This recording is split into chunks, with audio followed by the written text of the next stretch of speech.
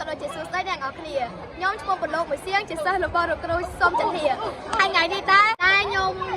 មានប្លុកមួយក៏ដូចជាមាន content មួយដែលនិយាយអំពីឬមួយក៏សម្ភារអំពីមិត្តភក្តិខ្ញុំថាគាត់មានចំណារអារម្មណ៍ម៉េចនៅពេលដែលគាត់រៀន stress ពីការសិក្សាហើយនឹងចេញមកលេងនៅក្រៅស្រុកយកបរិយា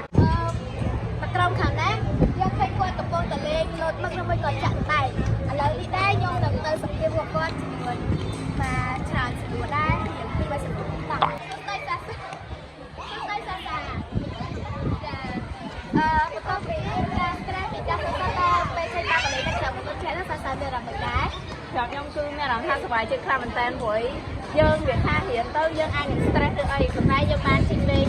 មួយមិត្តភក្តិដែលយល់ចិត្តយើងទៅគឺសប្បាយមែនតែការលេងនេះក៏យកព្រៃការសិក្សាដែរចាអរគុណហើយយើងសូមកន្លែងទៅកាន់មិត្តភក្តិម្នាក់ទៀតចាសូមសួស្តីយូរី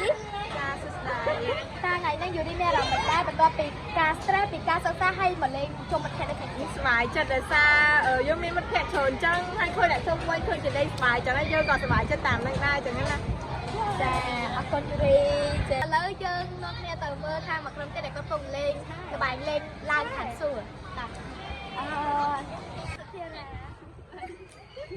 សុធារាមានអារម្មណ៍មិនដែរបន្ទាប់ពីការសិក្សាហើយយើង stress ចេញមកលេងនៅខាងក្រៅមិត្តភក្តិ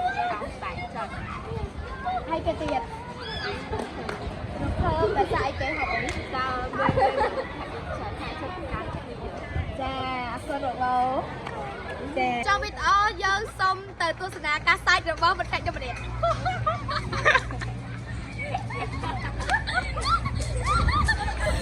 អ